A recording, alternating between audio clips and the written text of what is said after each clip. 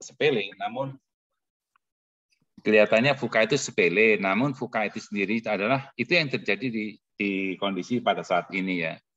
Jadi mulai velocity, uncertain length, kemudian complexity, ambiguity itu menjadi suatu tantangan bagi manajemen, seorang manajer, manajemen inovasi itu betul-betul harus betul apa yang dilakukan di situ sebetulnya ada berapa nanti saya kupas. Namun apa yang kita lihat sebetulnya yang terjadi sebetulnya apa yang mendasari tetap akan terangkan masalah teknologi informasinya sendiri itu. Jadi karena perkembangan dari 4.0 apalagi sekarang dengan yang developer oleh Jerman ya kemudian sekarang ada Society 5.0 ya yang developer oleh Jepang. Di sini Jepang itu menganggap bahwa sebetulnya 4.0 itu agak kaku ya, dia harus diselaraskan dengan sosial.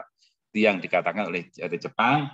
Nah ini yang katakan proses tentunya pengaruh demikian itu merubah pola pikir dari seseorang yang sifatnya adalah yang dulu adalah sekarang bisa mendapatkan seorang teknologi minded yang karena memang dipengaruhi memang teknologi minded dari mulai sistem informasi manajemennya. Kemudian juga kita juga lembari dengan perkembangan daripada artificial intelligence dan kemudian juga yang dikatakan big data, ada dikatakan juga yang terkait adalah yang kita bisa sikapi sebagai suatu yang Internet of Things. Jadi itu perkembangan yang menurut saya adalah suatu sangat berpengaruh sekali karena kecepatan daripada sistem informasi yang cepat sekali sehingga itu menjadi bahkan suatu organisasi sebetulnya nanti harus kita waspadai. Kalau organisasi yang tidak kuat, nah ini nanti saya terangkan juga menarik sekali yang dikatakan sebagai yang dikedepankan oleh pendapat Peter Sengel. Peter Sengel berpendapat bahwa kekuatan daripada untuk menghadapi terjadinya suatu perkembangan teknologi yang ke-1, maka kita perlu merubah menjadi yang dulu organisasi sifatnya stagnan, kita berubah menjadi organisasi yang sifatnya adalah organisasi pembelajar. Nah ini nanti saya terangkan berikutnya, karena namanya manajemen inovasi itu tidak lepas daripada satu, adalah terkait dengan manajemennya sistem sendiri, sistem manajemennya sendiri, ya kemudian juga bagaimana, dan juga yang penting sekali bagaimana mengkomunikasikan sistem di dalam sistem manajemen itu terkait dengan teknologi yang kita terima itu sendiri. Itu yang menjadi menarik untuk didiskusikan bahwa kenapa daripada manajemen inovasi global itu menjadi suatu yang harus kita harus kita hadapi. Nah ini yang tantangannya apa yang menarik dan berkembang. Itu yang saya kupas dalam satu sistem ini. Memang enaknya di dalam satu sistem sekarang dengan perkembangan teknologi modern itu ya, kita itu jaraknya tidak beda jauh. Dulu kalau kita dalam sistem manajemen ya, kita sangat jauh sekali antara dunia nyata dengan real dari ilmu itu sangat bertolak belakang. Kadang-kadang perkembangan realita lebih cepat daripada perkembangan yang kita hadapi di dunia ini. Ini yang menjadi satu tantangan menarik bagi kita untuk selalu mengimprove. Jadi kita harus selalu waspada atau kita selalu harus menjadi manusia yang istilahnya pembelajar. Itu yang nanti saya akan juga kupas sekali. Jadi tidak lepas daripada suatu sistem manajemen inovasi itu, ya kita harus belajar sistem kita harus kuat. Karena tanpa sistem yang kuat, sistem organisasi yang mumpuni, maka kita itu akan terlindas. Karena apa? Perkembangan IT yang terus-menerus yang berkembang pesat sekali. Ini yang akan saya kupas dari perkembangan dari yang mendasari perkembangan daripada manajemen inovasi. Kenapa mata kuliah ini menjadi suatu hal yang menarik untuk kita bahas. Ini yang saya akan kupas. Ini ada kelihatan ya ini.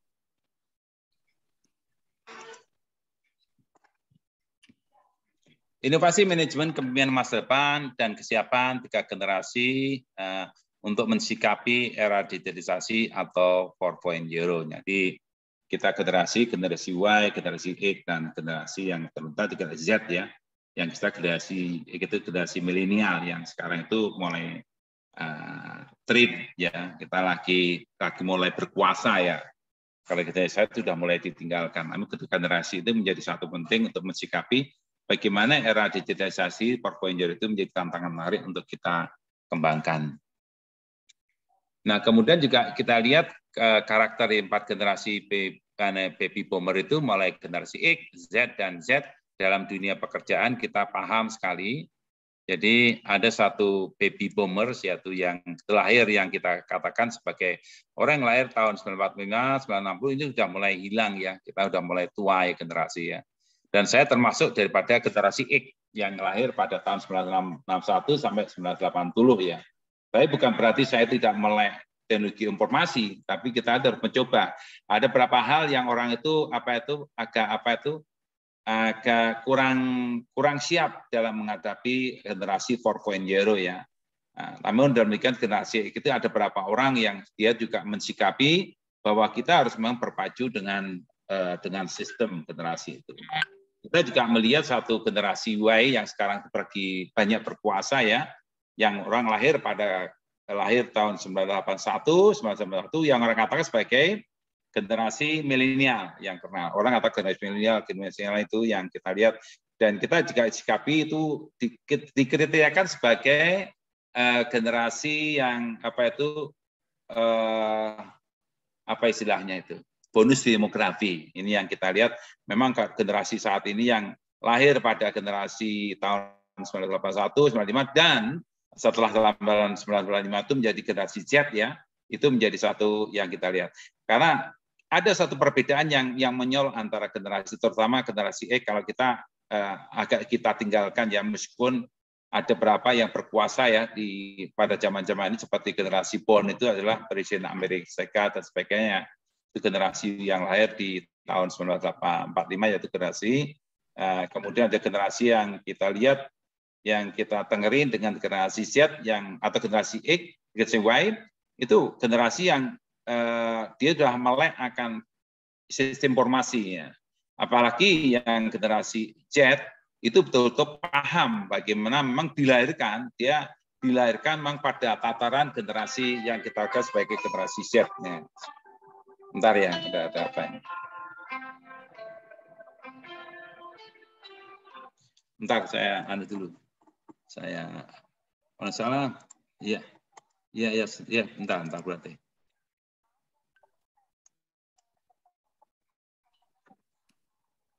Oke, nggak apa-apa. Itu gimana berarti yang ya. Iya. Itu gimana Bu yang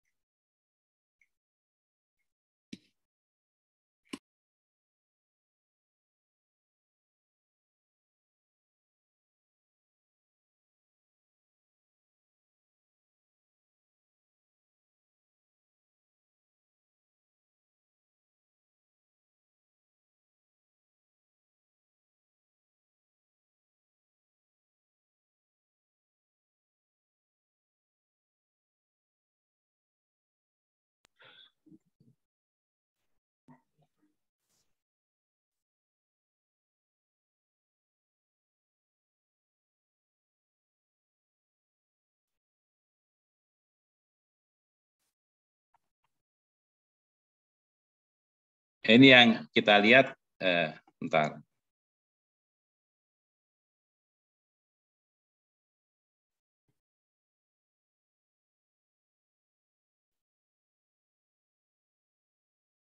Kelihatan Bapak ya. Ini yang kita 4 karakter dari 4 generasi yang mulai generasi baby boomer, generasi X, generasi Y, dan juga generasi Z. yang dalam dunia pekerjaan nanti akan berbeda sekali. Nanti skopnya ada bagaimana dia tuh siapa yang jago di internet, siapa yang jago di informasi, dan siapa yang mulai antara 50-50. Yang generasi X biasanya dia adalah generasi yang dia tuh mulai meninggalkan generasi tradisional menuju generasi informasi ya. Kemudian generasi bom memang dia mulai dilahirkan pada kondisi yang atau dikatakan sebagai generasi milenial, dan dikatakan sebagai generasi yang Z, generasi yang full, dia lahir karena memang di zaman informasi, karena lahirnya itu sejak tahun 95. Itu pada kita generasi yang itu. Dan ini menjadi satu sikap ya, perubahan-perubahan yang menurut saya sangat menarik. Terutama dalam bidang apa? Dunia pekerjaan ya. Karena dunia pekerjaan itu kan menjadi menarik untuk mensikapinya. Ini kita lihat, kalau saya ulas lagi 4 generasi, baby boomer, X, Y, dan Z dalam dunia pekerjaan. Generasi baby boomer yang 1945, 1960, karakteristik umumnya pada masa mudanya generasi cenderung berpikiran terbuka dan tidak jarang suka membelot. Ya, ini. Namun di atas usia 30 tahun, baby boomer cenderung lebih konservatif. Nah, yang kita ciri khas daripada generasi boomer.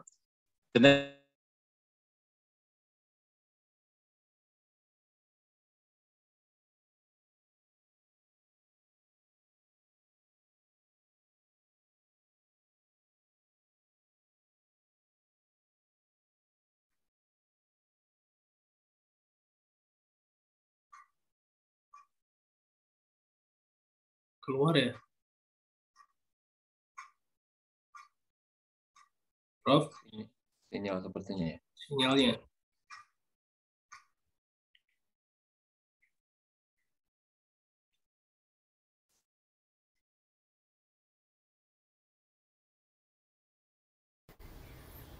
Suaranya hilang. Kelempar dia. Oh iya, iya. Mau dilanjut, Pak JC. Wow, Pak Dekan. Ketua dulu, ketua. Pak Herman, Pak Herman. Pak Herman, apa selamat? Kabar nih Pak Herman nih. Alhamdulillah, sehat semua teman-teman sahabatku nih. Alhamdulillah. Ya. Mas Zizi. Klien udah nambah ya, klien ya. Alhamdulillah. Alhamdulillah. Nggak usah mengajak Pak Sutrisno aja nih, kapan ini jadi podcast nih. Siap. Tapi tetangga dekat belum ketemu nih Pak Sutrisno. Iya nih, kapan nih kita Nih Pak JJ nih. ngumpul bareng nih.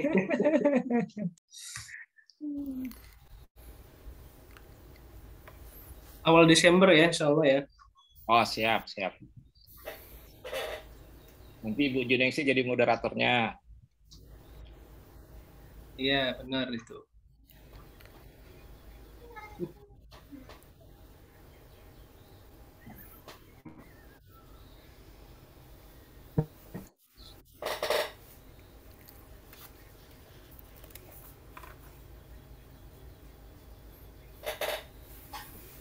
Udah masuk. Sutrisno propnya enggak ya? Kalau ini dia lagi keluar dari Zoom-nya. Pak, ini propnya enggak ya? Karena di sini namanya masih ada ya. Iya. Nah, tapi keluar tadi sih. Kegiatan rapat itu dia harus datang ke Amerika atau datang ke Indonesia atau datang ke Inggris dan sebagainya ya. Tapi sekarang dengan satu teknologi yang modern dan baru dengan Zoom seperti kita jalankan itu, kita tidak perlu was-was ya, karena itu komunikasi lintas bahasa itu menjadi satu acuan dan waktu itu menjadi lebih efisien ya. Bahkan kalau kita pahami, kita kalau Zoom itu bukan satu orang bisa bekerja pada 2 sisi. Satu Zoom 1, Zoom 2, bahkan ada orang yang menjalankan 3 sisi, tiga-tiganya dijalankan. Dan itu waktu pun bisa diatur ya, itu menarik sekali untuk kita pahami. Kemudian reposisi dan reorientasi peran manusia dalam sistem produksi yang tadi. Karena ada perubahan yang mendasar di dalam sistem produksi itu, ya, dengan satu orang banyak tergantikan dengan otomatisasi, maka tentunya banyak orang yang dikurangi. Nah, banyak orang dikurangi, kemudian bisa tetap hasilnya lebih kuat lagi, lebih bagus lagi. Kemudian inovasi layanan baru yang mendiskusikan cara bisnis lama, yaitu kita melihat suatu sekarang itu perkembangan memang agak cagok ya, istilahnya kalau cagok itu apa ya? Agak beda sistemnya. Dulu tuh kalau kita mau beli barang atau apapun, kita harus datang ke lokasi. Nah, sekarang dengan sistem yang baru itu, mulai dari sistem distribusi, kemudian dari sistem yang itu kita digantikan dengan satu teknologi informasi mulai pemesanan dan sebagainya menjadi suatu. Ya ini yang menjadi suatu perubahan-perubahan di semua sektor, termasuk di kesehatan. Nah, semua mulai dari hukum, kesehatan, dan sebagainya. Itu menjadi satu menarik dengan industri 4.0. Inilah kenapa yang kita kenal sebagai VUCA itu menjadi menarik untuk kita kaji. Memang dalam teknologi industri 4.0 itu robot menjadi kuncinya ya. Sekarang banyak yang menggantikan ya. Mulai mahadata atau big data menjadi satu kunci ya. Sekarang itu kita menjadi satu hal yang menarik. Kemudian juga augmented reality, ya, kita bisa lihat 3D printing sudah terjadi, komputasi awan, ya kita bisa cyber security, kemudian IoT, Internet of Things, integrasi sistem dan simulasi. Ini menjadi satu teknologi dalam portfolio yang kita sudah familiar ya. Bagaimana kita tuh menyimpan data, mengolah data, kita bisa menyimpan data di tempat lain, di Google atau di tempat lain ya. Itu menjadi satu menarik sekali ya. Kita tidak harus mempunyai harus punya server yang sendiri, namun kita bisa meminjam, dan itu merupakan gratis ya. Itu kalau kita lihat itu gratis. Ini wajah kegiatan ekonomi dunia saat ini. Ini menjadi satu perubahan di dalam revolusi. Berbagai macam kebutuhan masyarakat telah banyak menerapkan dukungan internet dan dunia digital ya. Sebagaimana interaksi dan transaksi. Ini menjadi satu hal yang jadi mulai saat ini kita tahu kebutuhan banyak menerapkan dukung internet dan dunia digital sebagai wahana interaksi dan transaksi. Contohnya kita tuh sharing ekonomi ya, kita tuh udah mulai paham sekali sharing ekonomi sudah mulai berkembang, mulai edukasi yang kita jalankan sekarang itu memakai Zoom dan sebagainya. E-government nah, sekarang itu udah mulai banyak satu rapat-rapat kegiatan yang dirapat itu menjadi satu kegiatan yang tergantikan ya. Kita tidak perlu paperless ya, kita udah hilang, namanya kita sudah mulai menghilangkan ya. Kita rapat cukup dari WA ya, kemudian kita juga bisa paham ya. Jadi betul-betul e-government itu menjadi satu ujung tombaknya ya. Kita bisa berkoordinasi, berkolaborasi ya, hanya melalui satu education atau sharing ekonomi atau di e-government ya. Kemudian juga cloud collaboration ya, kita juga lihat bahwa kita itu mulai dari pemahaman kita sebagai penyimpan data yang kita menjadi satu yang mudah ya. Kemudian marketplace, jadi mau kayak marketplace itu bisa Tokopedia, Bukalapak, Shopee dan sebagainya itu bersaing ketat ya. Kita bersaing ketat yang kita lihat tinggal pilih mana yang cepat ya. Justru nanti akan makin teruji siapa yang terbaik, Shopee, Bukalapak atau menggunakan Tokopedia.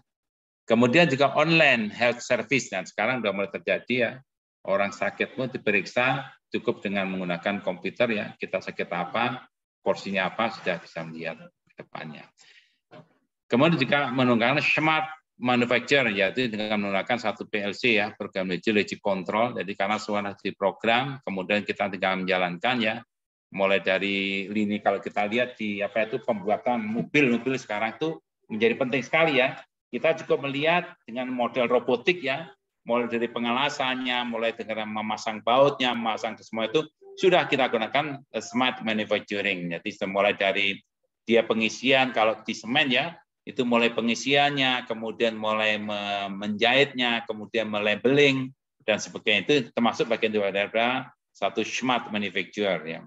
Kemudian smart city ya, sekarang mulai banyak sekarang yang perumahan-perumahan yang menggabungkan ya dengan satu sistem cyber city ya, yang kita lihat di mana menjadi orang itu nyaman ya, tapi sebetulnya yang kita pahami smart city itu menjadi enak ya. Kita bisa mengarah sudah pada ke green city ya, transportasinya dan sebagainya lebih mudah, lebih nyaman ya. Yang seharusnya harus diimbangi dengan keamanan ya, yang terlihat. Kemudian juga kita melihat mengenai smart appliance yang kita lihat di mana kita juga aplikasinya itu kita juga paham smartnya yang kita bagaimana satu sistem itu bisa kembangkan dengan baik. Dampak dunia digital dan revolusi industri keempat ini yaitu era baru industriasi digital. Nah, tentu ada ancaman dan peluang di sini. Secara global, era digitalisasi akan menghilangkan sekitar 1,5 miliar ya pekerjaan sepanjang tahun 2015, 2025 karena digantikan posisi manusia dengan mesin otomatis ya. Kemudian itu yang menurut dari Gate Leonard ya. Kemudian diestimasi bahwa di masa yang akan datang 60% murid sekolah dasar di dunia akan bekerja pada pekerjaan yang belum pernah ada di hari itu. Jadi memang itu karena perkembangan teknologi aja sebetulnya. Jadi kita belum paham, nah ke depan mau ngapain? Karena apa? Ya tadi perubahannya cepat sekali itu.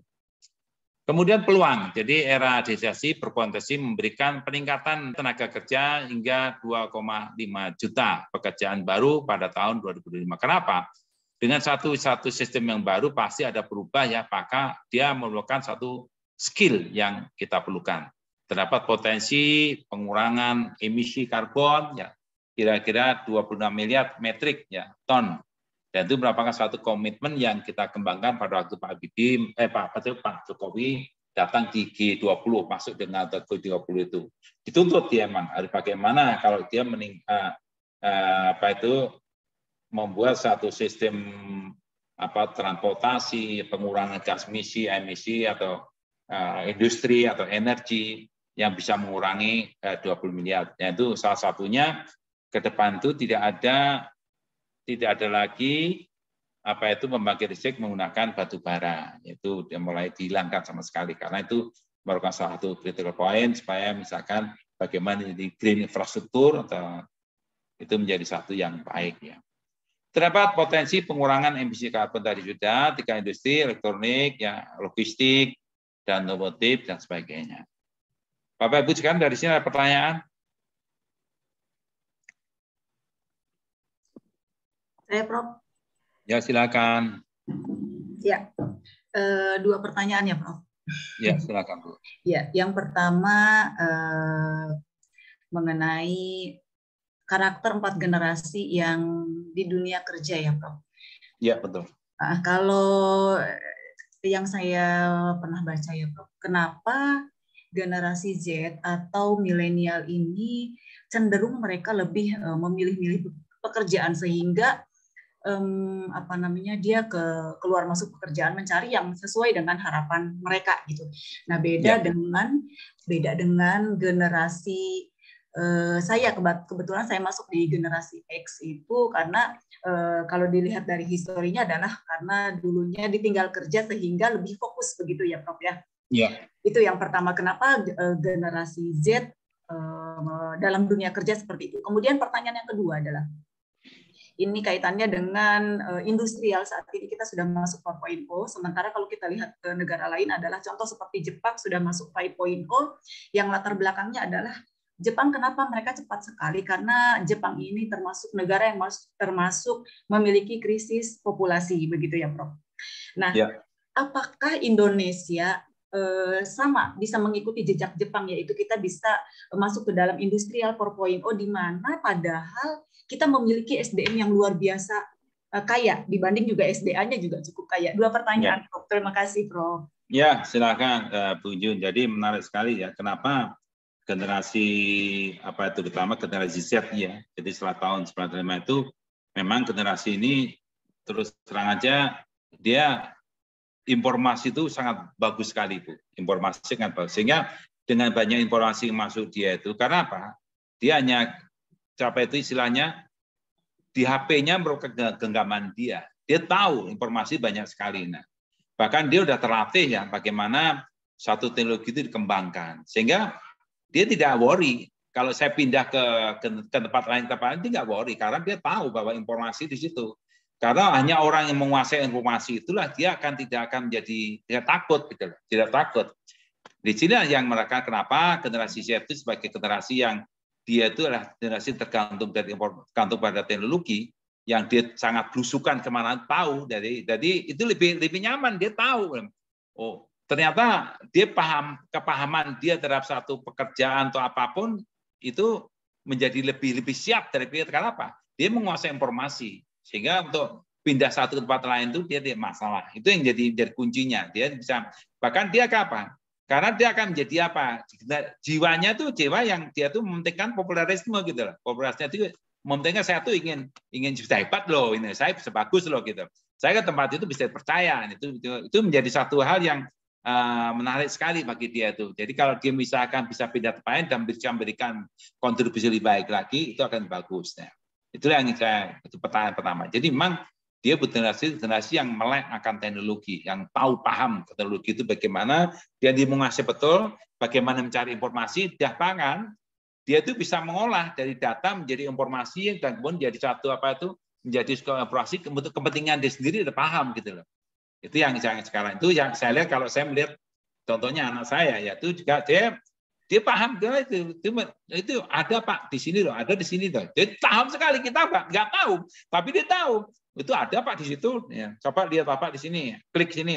Nah kita yang generasi, kalau saya generasi masih di bawahnya generasi tahun X ya, itu kadang-kadang kita nggak paham, loh. Apa dari mana tahu ya gitu ya. Nah, itu kita itu masih mandiri, tapi kita itu masih agak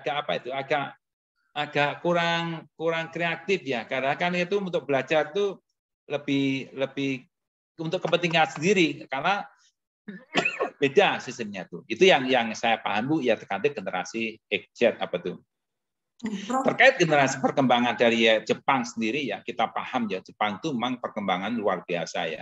Bahkan dia bisa memprediksi yang generasi 4.0 yang dikembangkan dan diinisiasi oleh Jerman ya. Kemudian dia paham bahwa kalau kita hanya bahkan dia menguasai teknologi karena memang dia perkembangan generasi pemahaman dengan 4.0 memang dia lahir dan dikembangkan oleh negara industri gitulah, negara industri. Jadi tahu dia masalah ini tahu.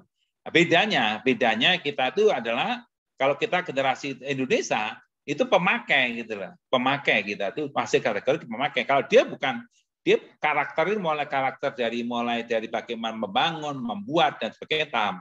Tapi kita adalah hanya pakai assembling-nya aja, kita pemakai-pakai. Tapi bukan bahkan sehingga kita cenderung kita memang jadi laboratorium daripada generasi 4.0 jadi memang implementasi ada di kita, implementasi ada kita. Tapi bukan satu yang salah. Bahkan kita kadang kalau kita lihat generasi yang pemakai daripada generasi 4.0 yang paling banyak di Indonesia itu hampir berapa? Kemarin itu hampir 170 orang yang dia tuh melek akan sistem internet ya. Itu Indonesia bahkan kita lebih banyak. Kenapa? Dan mulai kalau kita berbagi dengan Jepang, kita lebih unggul. Dan itu yang dikatakan kenapa di Indonesia itu adalah merupakan bonus demografi. Nah, pertanyaan saya sebetulnya yang saya sikapi itu adalah apakah kita sudah siap? Nah, itulah yang jadi. Apakah kita termotivasi? Apakah negara itu memfasilitasi itu gitu loh.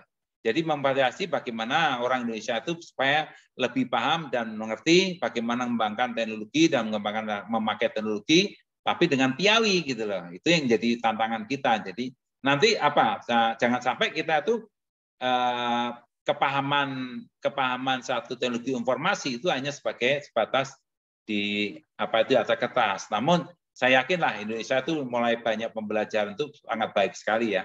Kita menurut saya tidak kalah nanti ke depan itu bahwa generasi-generasi di Indonesia itu menurut saya itu adalah sudah minimal sudah tahap siap ya. Hanya memang infrastrukturnya kita itu masih terus dikembangkan ya. Bahkan itu Indonesia sudah mulai mengembangkan smart city dan sebagainya itu. Itu Bu Jun yang Bu Jun. Siap, Prof. Terima kasih, Prof. Ya. Ada lain yang menanggapi yang Bu Juna tanyakan terkait generasi milenial ya, Prof ya. Mohon izin, kenapa sekarang pemerintah ini sekarang malah di sisi yang tadi karakteristik yang Bu Juna ungkapkan terkait generasi milenial, namun sekarang baru kemarin saya ikut seminar itu tentang petani milenial, lalu korupsi milenial. Nah, semua itu pemerintahan itu semua ke arah milenial gitu, Prof. Ya. Nah, itu di balik sisinya karakteristik yang generasi milenial ini, tapi kenapa sekarang pemerintah itu semua merambah ke milenial, gitu, Prof? Mungkin menurut Prof, perspektif Prof seperti apa, Prof? perspektif gini ya, sekarang generasi milenial kan generasi yang lahir tahun 1981, 1995 Bu ya. Nah sekarang itu yang memegang tampuk pimpinan itu ya generasi milenial sekarang itu Bu. Generasi milenial sekarang itu. Kenapa generasi milenial? Ya kita yang mulai dari, maaf juga meskipun dia belum merambah ke istilahnya pejabat ya, pejabat eselon 2 kategori ya. Tapi generasi itu masih dikuasai oleh generasi X ya. Nah, dia tapi generasi-generasi yang mulai mudanya itu kenapa banyak generasi milenial? Ya memang pemerintah mendorong ke sana gitu loh. Ini yang kita harus kembangkan terus-menerus. Jadi bukan direcoki, dicecoki apa diberikan suatu kesempatan bagaimana mengembangkan suatu ide-ide kreatif, ide-ide inovatif itu harus didorong ke generasi milenial karena dengan banyaknya generasi milenial yang paham terhadap satu perkembangan generasi 4.0 itu akan lebih bagus lagi gitu ya.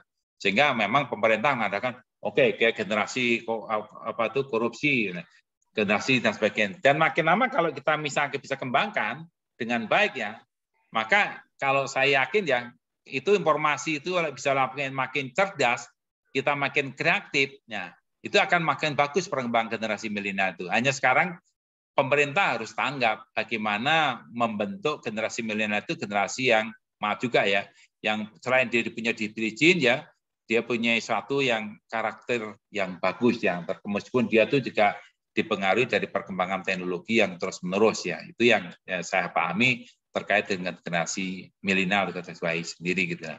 Meskipun sebentar lagi kita generasi Z akan nyusulnya. Generasi Z itu generasi yang lahir setelah tahun 95 ya. Sekarang udah mulai pada lulus di perguruan tinggi ya. Dia semua tuh udah mulai paham benar. Dia mulai sudah masuk istilahnya mulai masuk dunia kerja. Nah, generasi yang dikategori sebagai dari generasi Z itu. Namun generasi milenial itu mulai sekarang tuh mulai masuk ke sudah eksis kalau di jabatan tuh ya setingkat manajer, sudah mulai manajer operasional lah, tapi belum manajer yang tingkat tinggi, masih belum. Tapi sudah mulai ada, memang ada beberapa sudah masuk ke generasi yang punya tingkat kreativitas ya. Kalau umur sekarang tuh kalau nggak salah generasi milenial itu udah mulai umur 30, nah umur 35 dan sebagainya itu menjadi satu yang minimal generasi sudah mulai masuk ke umur 60 dan itu generasi menurut saya itu adalah generasi yang mulai paham ya bahwa dia itu tingkat-tingkat yang dikategorikan sebagai generasi yang paham satu teknologi informasi itu menjadi penting sekali. Itu Bu yang dikatakan Bu Nanda. Terima kasih Prof. Ya. Ya, silakan yang lain kalau nggak ada kita lanjutin lagi ya.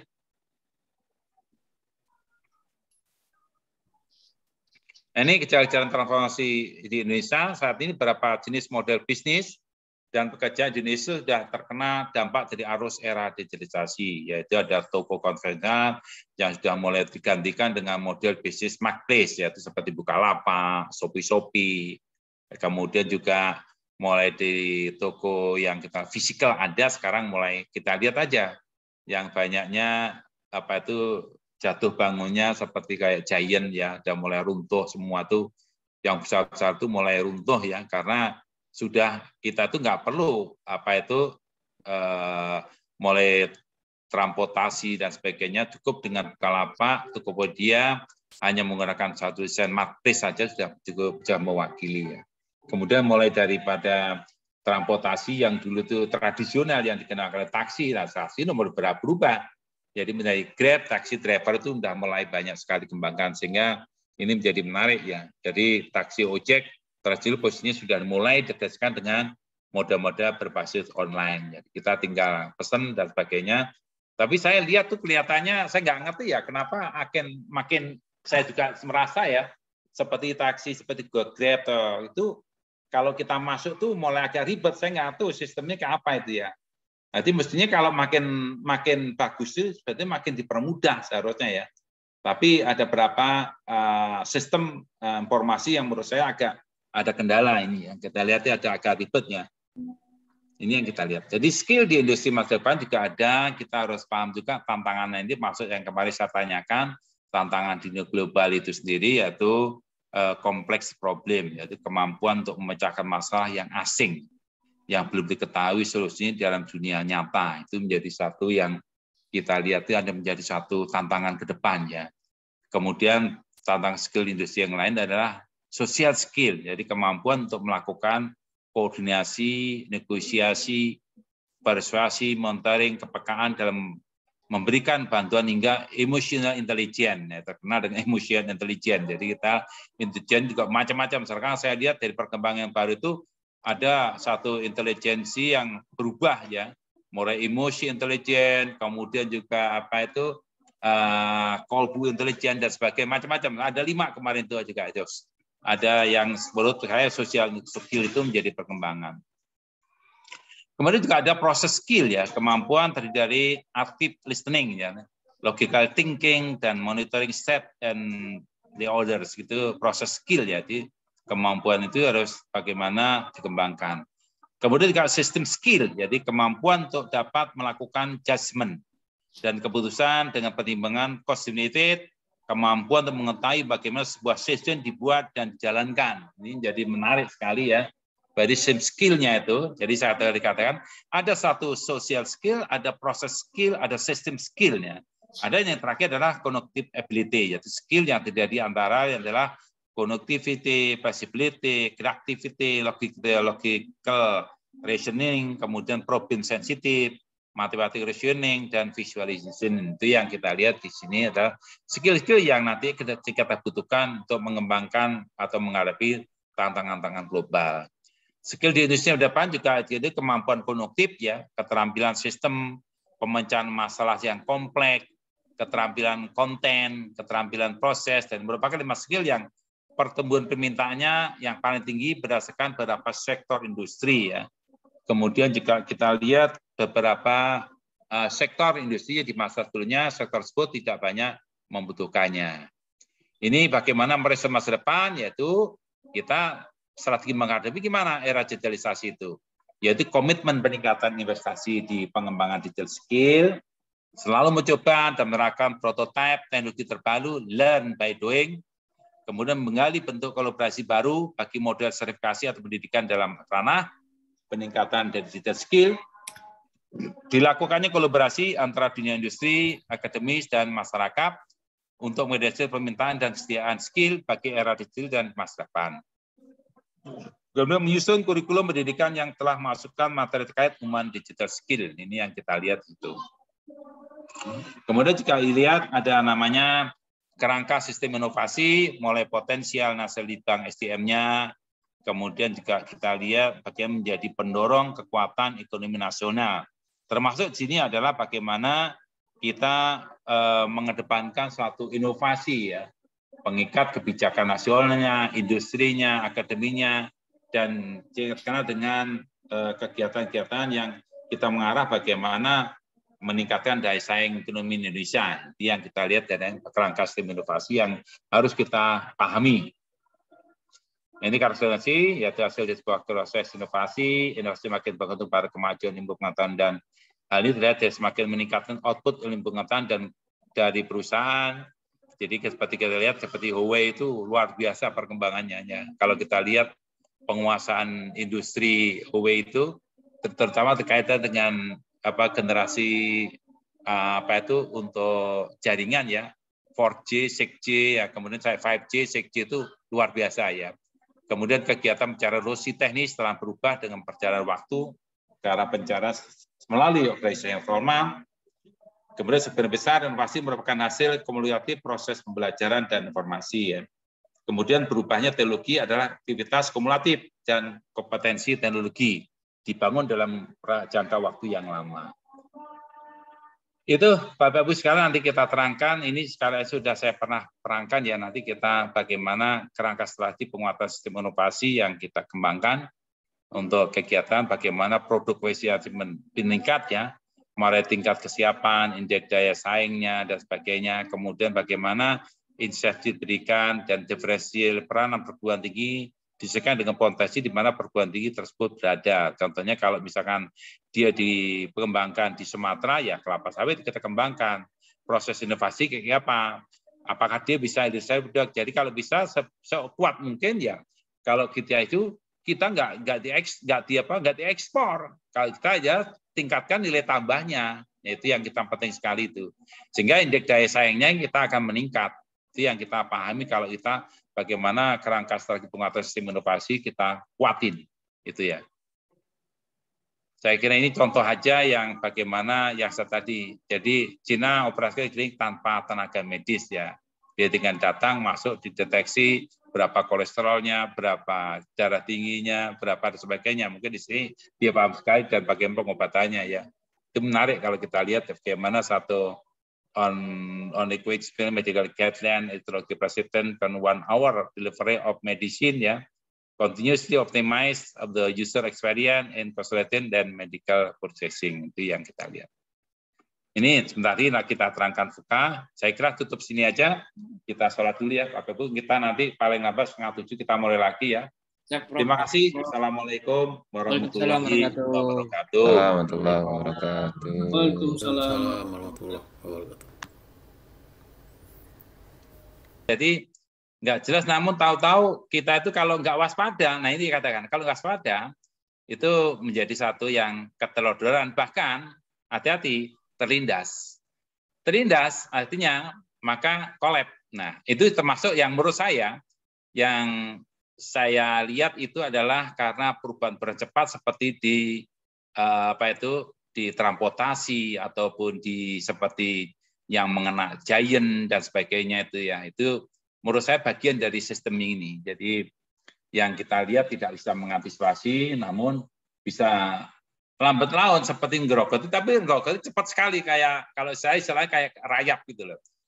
Jadi tahu-tahu semalam udah habis gitu aja. Itu yang saya katakan sebagai sistem FUKA ini. Jadi FUKA itu yang dikatakan sebagai volatility, ya, kemudian uncertainty, complexity, dan ambiguity. Ini yang kita lihat.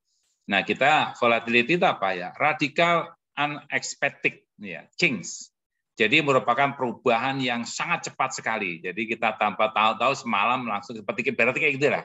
Di sini suatu perubahan yang menurut kita itu tanpa diduga-duga ya, kemudian tahu-tahu melibas mati gitu lah. Itu yang kita lihat ini. Ya, seperti yang terjadi yang kita lihat seperti Kodak ya. Film itu yang Kodak film itu yang kita tanpa duga-duga, namun dengan perubahan digitalisasi maka collab ya, itu yang kita lihat ya. Kemudian juga yang sekarang itu dengan satu perubahan yang giant yang juga karena didorong oleh karena COVID juga sehingga jadi collab dan sebagainya. Namun yang bertahan seperti kayak ada hypermarket tuh menurut saya masih bertahan ya. Kadang-kadang berapa hal karena memang itu menurut saya itu tidak harus collab kalau dia bisa mengantisipasi organisasi dan sebagainya. Jadi pada sistemnya organisasi dibenahi dan sebagainya, kita efisiensikan dan sebagainya, itu akan menjadi lebih bagus lagi. Jadi perubahan yang sangat cepat itulah yang sebagai membuat satu sistem organisasi itu berubah cepat sekali, arti volatility.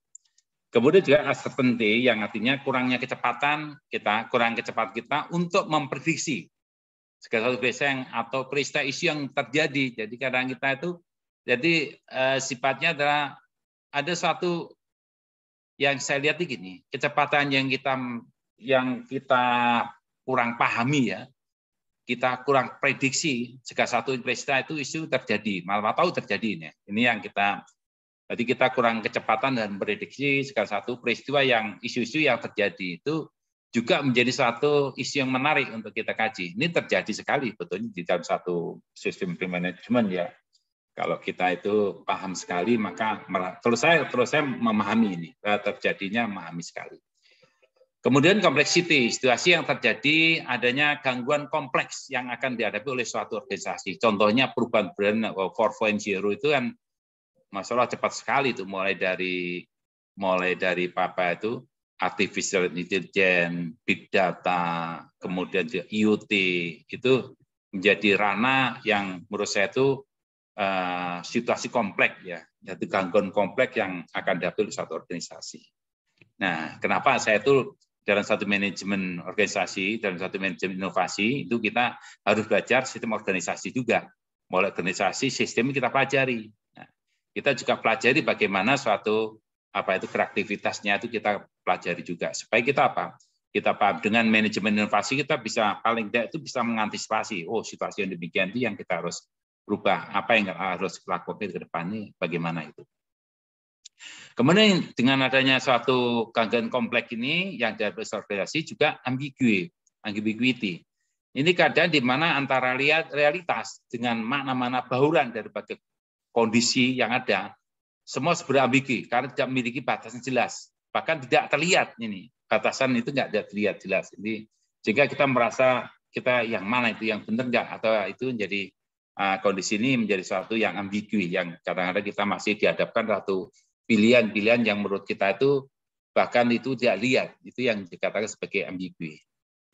Nah ini yang kita lihat mulai dari volatility, yaitu untuk drivernya, efeknya itu change nature, ya, change dynamics, perubahan cepat, ya. Change rates and speed dari perubahan cepat, kemudian juga efeknya risk management contohnya, kemudian juga kita katakan instability, tidak stabil, dan juga kita reflux, atau kita juga misalkan demandnya kita bisa mengambil ke take action, jadi kita bagaimana membuat saja perubahan yang cepat, ya, kemudian juga prop change, jadi merubah satu perubahan yang menurut saya harus cepat sekali. Di sini juga kita lihat yang saya jelaskan juga Aston Martin tadi yang perubahan yang cepat sekali, ya, unpredictable, ya, potensial surprise, ya, kemudian ya unknown outcomes, jadi tidak jelas jadi kemana kita outcome yang kita harapkan, ya. Kita juga lihat di sini juga complexity mulai dari text correlation, ya, kemudian modificated, kemudian efeknya, pengaruhnya, dan sebagainya. Di sini juga kita lihat, nah sekarang bagaimana strategi solusi untuk VUCA? Kita menghadapi yang volatility tadi, yang perubahan yang cepat tadi itu. Dalam menghadapi zaman yang semakin berubah ini, kita dihadapkan pada ketidakpastian, apa yang buat kita itu sukses dulu, sekarang tidak lagi. Apa yang dulu kita jelas, sekarang tidak jelas. Semuanya serba tidak pasti. Semuanya ambigu. Lalu apa yang harus kita lakukan?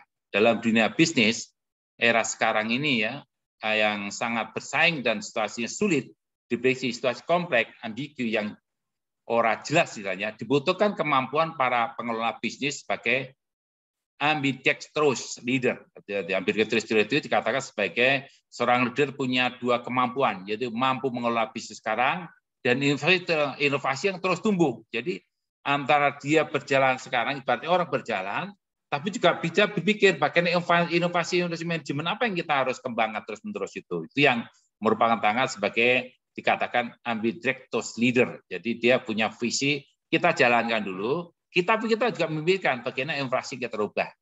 Ada peraduan kemampuan berinovasi dan menjaga produk yang ada terus berjalan. Jadi dia produk tetap jalan, tapi kita harus mempunyai kemampuan untuk berinovasi supaya kita itu juga survive. Ini yang menjadi satu hal yang seorang yang dikatakan sebagai ambidextrous leader. Perihal ambidextrous itu juga dapatkan dari artikelnya Charles Reality yang ketiga atau Michael Stoltzman dalam tulisannya, ia mengenalkan istilah ambiguous organization, artinya maksud dari ambiguous organization adalah organisasi selalu melakukan inovasi, akan tapi tidak meninggalkan atau mengabaikan bisnis yang ada, existing business. Ini yang saya katakan, ini mirip yang saya katakan sebagai organisasi pembelajar atau building, bagaimana membangun building learning organisasi. Ini yang nanti saya terangkan berikutnya. Itu kita bagaimana mensikapi suatu, kalau kita udah belajar building learning organisasi, jadi organisasi belajar, maka namanya VUCA itu bukan suatu yang bukan suatu sulit, bukan sulit karena kita selalu bisa mengantisipasi gitu loh. Perubahan paling besar itu kita bisa antisipasi karena ada apa? Tim sharingnya itu, ada tim learningnya, itu yang menarik sekali untuk kita pelajari nanti. Kemudian juga strategi solusi untuk VUCA, bagaimana managerialship-nya adalah kemampuan menyusun perencanaan, anggaran penempatan karyawan, monitoring, memecahkan berbagai tantangan yang terjadi di organisasi. Ini penting sekali bagi seorang untuk yang terkait dengan suatu managerialship. Jadi kita betul-betul selektif ya dalam masalah bagaimana menyusun anggarannya, kemudian bagaimana membuat perencanaan, bagaimana mendapatkan karyawan, bagaimana monitoring hasil dan kegiatan, dan memecahkan berbagai tantangan yang ada di organisasi. Leadership yaitu tentang kemampuan memberikan arah, jadi menjaga keseimbangan tim ya, menjelaskan orang, memompa energi dan memotivasi anggota timnya. Jadi terus-menerus kita lakukan. Kalau kita lihat leadership-nya itu betul-betul yang saya katakan sebagai mirip-mirip dengan bagaimana kita menjadi pemimpin yang visioner. Itu dia pemimpin yang visioner itu menurut saya jadi satu yang menurut saya menjadi baik. Entrepreneurship-nya jadi adalah tentang sebenarnya membuat terobosan, inovasi ya. Jadi hal-hal yang baru dibutuhkan untuk mempercepat laju dari bisnis. Orang tidak mau terjebak status quo dan terjebak rutinitas ya. Para pemimpin atau leader wajib mengelola bisnis seperti miliknya sendiri. Kedua, adaptness to ambiguity, dikatakan sebagai mampu menghadapi ketidakpastian, bisa beradaptasi, kemudian pada hati-hati yang rumit dan kompleks, punya keyakinan pribadi yang baik, dapat selalu bangkit dari kegagalan, ya, jadi tanpa menyerah, ya, bangun, gagal, bangun, gagal, dan sebagainya. Kegagalan yang dilalui punya kelebaran dalam pemikiran, dari wawasan berpikirnya luas sekali, ya, dan ada lebaran pemikiran itu. Karena daya adaptasi tinggi terhadap bisnis dan prosesnya. Nah, kita juga lihat e-learning, jadi belajar terus-menerus. Nah, ini saya katakan tadi bahwa kita akan belajar nanti bagaimana menjadi satu personal mastering yang kuat sekali. Di sini kita akan pelajari nanti pada waktu sistem berikutnya untuk mengantisipasi terjadinya VUCA. Karena perubahan bisnis yang tidak ada habisnya, maka perbaikan belajar jadi kunci, menciptakan suasana belajar yang kondusif di perusahaan, mempelajari hal yang berkaitan bukan bidang kita. Sedang dia istilahnya dia harus mempunyai wawasan yang luas dari kita, memperkaya skill kita dalam banyak hal yang membuat kita semakin mampu menghadapi perubahan yang cepat ini. Kemudian thinking strategical, jadi mampu berpikir secara strategis. Jadi mampu mengerjakan permintaan yang sulit dalam informasi yang tidak lengkap, bisa berpikir lebih panjang dari yang diharapkan, bisa menginspirasi orang lain dan masa depan dan goal yang positif. Ini kita bisa harus mampu mengatasi think strategical. Kemudian juga kita harus drive to execute, jadi mendorong eksekusi, berani mengambil risiko, diperhitungkan dan mendorong pelaksanaan strategi dengan tegas dan cepat. Kemudian dia mampu mendorong dan mengemari orang lain untuk menyelesaikan semua tantangan. Nah, ini ada suatu hal yang kita lihat namanya VUCA perlu didapatkan dengan VUCA. Ada singkatan VUCA satu, ada VUCA lain. Jadi kita harus terangkan. Jadi kalau kita analogikan sebagai kata rebus ya. Kata rebus seekor kata yang dimasukkan ke dalam panci berisi air panas. Ia akan langsung melompat keluar dari panci. Jelas ya. Kalau kita punya kata, kemudian kata itu dimasukkan ke dalam panci yang panas, langsung kata akan loncat. Ini langsung melompat. Sementara bila dimasukkan ke dalam panci yang berisi air dingin, ya, kemudian ia akan menetap di dalam panci, meski kemudian air dalam panci itu dipanaskan hingga mendidih. Sang kata tetap tidak melompat, sang kata akhirnya mati karena terrebus di dalam panci. Ini yang kita katakan analogi kata dan rebusan. Jadi kadang-kadang apa?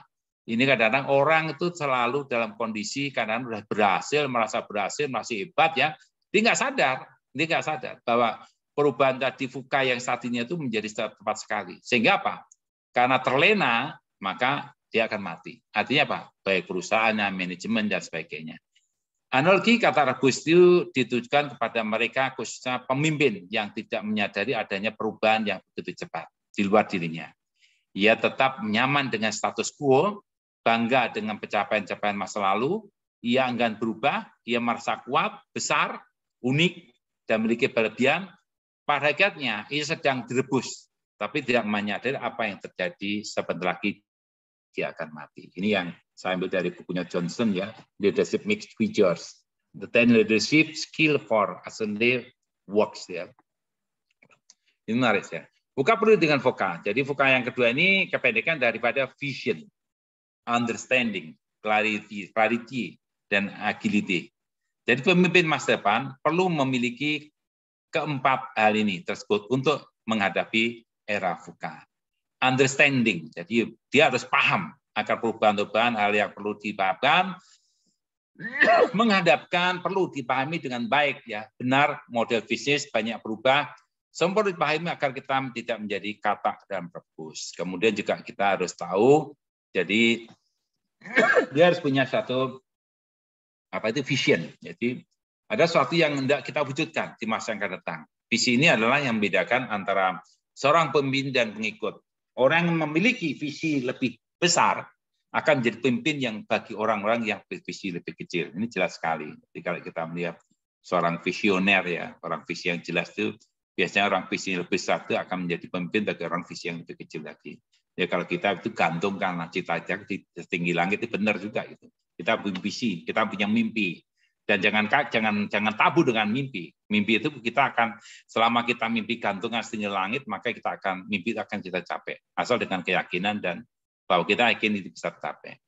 Kemudian juga agility, dari kelincahan, clarity dulu. Kemampuan seorang melihat masa depan dengan jelas dan yakin akan tidak lihat oleh orang lainnya. Jadi seorang pemimpin itu benar-benar pemimpin yang visioner menurut saya.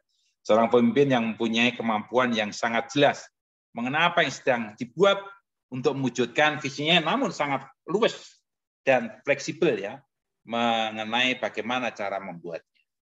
Yang berikutnya ada agility, kelincahan menghadapi perubahan, menghadapi tuntutan konsumen ya, kemudian perkembangan baru yang tiba-tiba muncul wajib melekat pada pemimpin di era sekarang. Apalagi Anda tidak ada lincah, Anda akan kalah. Nah, ini hal-hal yang perlu kita sikapi. VUCA kedua ini singkat dari vision, understanding, clarity, dan agility. Vision adalah sesuatu yang hendak kita wujudkan di masa yang akan datang. Understanding, pemahaman akan perubahan-perubahan yang perlu disiapkan untuk dipahami. Clarity adalah kemampuan seorang melihat masa depan dengan jelas dan yakin tidak akan dilihat oleh yang lainnya. Agility, kelincahan dan menghadapi perubahan, menghadapi tuntutan konsumen, perkembangan baru yang tiba-tiba muncul.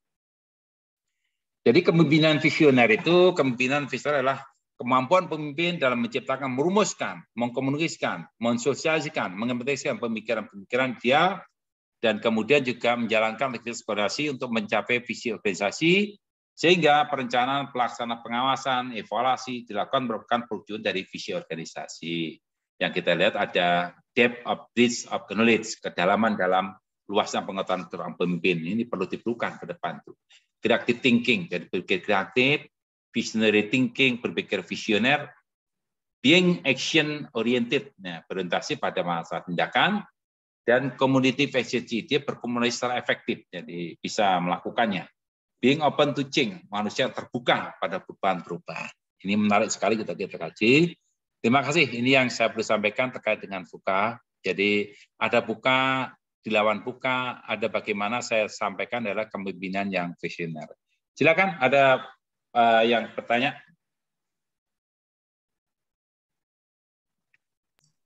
Saya lagi boleh nggak, Prof? Silakan. Iya, Prof. Ya, ini kan terkait kepemimpinan ya, berarti kepemimpinan itu harus menyesuaikan dengan generasi yang saat ini dipimpin, begitu ya, Prof? Betul. Itu baik-baik. Kalau misalkan pemimpinnya kan pasti tidak jarang juga yang masih dalam generasi baby boomer mungkin ya. Kemudian baby boomer ini memimpin saat ini generasi milenial gitu. Berarti yang harus menyesuaikan ya, Prof ya. Harus menyesuaikan. Jadi jangan jadi tradisional lagi gitu. Kalau enggak kita ketinggalan gitu. Jadi mengantisipasi harus kita jelaskan. Betul. Baik, Prof. Ya. Yang perlu kita sikapi ya bagaimana terus terang aja dengan satu VUCA ini ya kita hadapi, bukan di sekolahan pun, atau kita harus di universitas, ataupun kalau kita nggak punya nggak punya satu vision yang jelas, kemudian tidak punya satu kita tidak bisa melihat masa depan kita mau kemana ini gitu. Kemudian kita tidak bisa mengantisipasi. Itu baik di perusahaan pun juga demikian. Perusahaan-perusahaan itu kalau kita bisa, bahkan kalau kita mulai berpikir demikian, itu kita nggak takut akan perubahan-perubahan yang kita jalankan. Itu yang poin-poin yang penting Bapak Ibu sekalian sadari bahwa ada satu kondisi yang terjadi yang saat ini. Jadi saya senang sekali ya di dalam satu manajemen inovasi itu betul-betul kita mengupas yang kondisi yang terjadi real seperti sekarang itu. Itu ya, kalau dulu kita gap-nya amat jauh sekali. Kalau ilmu menuju itu jauh sekali. Nah, saya berusaha sekarang ilmunya bagaimana, ilmu yang sekarang itu ada, ya kita pecahkan. Ya kalau kita buat diskusi sekarang ini, itu menjadi satu, kita nggak ketinggalan. Kalau dulu bisa ketinggalan ya. Saya di sini saya mau berubah juga. Jadi berubah bagaimana suatu ilmu yang saya sajikan itu betul-betul ilmu yang betul-betul fresh, yang memang terjadi di lapangan, yang kondisi demikian, dan kita menjadi suatu paham. Ilmu itu menurut saya itu sangat penting sekali untuk kita pahami. Oh, yang ternyata terjadi sekarang itu ya, ternyata kita itu berdiri di posisi yang VUCA lama ya. Nah, bagaimana kita menghadapi? Ya kita pakai VUCA yang baru. Nah, yang kita punya visi, ya kemudian juga kita dikategorikan bahwa kita harus punya satu kegiatan yang menjadi pemimpin yang visioner. Itu. Ada tambahan lagi mungkin yang dipertanyakan? Prof mau nanya, Prof. Ya, silakan Nanda. Tadi Prof kan sekilas menyinggung tentang risk management ya, Prof ya? Ya, betul. Risk management, perubahan, ya, perubahan, betul. Ya, menurut pendapat Prof ini dalam dunia bisnis ya, proses dan cara untuk mengelola risk management atau manajemen resiko ini didapat dari pengalaman atau dari teori yang ada khususnya untuk usaha skala UMKM. Nah, ya. Dan pertanyaannya, dan apakah perlu adanya, sekarang kan yang sedang ada itu UPR ya, Prof ya, unit UPR. Jadi itu yang ada di setiap instansi itu harus adanya unit pemilik resiko. Jadi seperti dalam instansi kepemerintahan. Jadi di mana UPR ini adalah unit organisasi pemilik peta strategi yang bertanggung jawab melaksanakan manajemen risiko, Prof. Ya, ya, betul. Semua itu kan kalau risiko itu kan kita harus mengantisipasi dari jauh ya, bahwa apakah baik risiko dalam melaksanakan kegiatan, risiko dalam melaksanakan manajemen kita, risiko dalam kita dampak yang kita laksanakan itu ada dua pemikiran, Bu. Jadi dalam satu sistem yang kita jalankan, manajemen kita jalankan, itu ada satu risiko juga, yaitu risk management yang kita selalu dengung-dengungkan. Tapi ada risiko yang dampak dari kegiatan yang kita jalankan itu menjadi satu fenomena menarik ya, bahwa kita itu seorang yang berpikir visioner, dia harus bahkan bisa melihat apa sih risikonya kalau saya jalankan ini, maka ke depan itu dampaknya kemana per organisasi ini, itu harus dipikirkan banget gitu loh.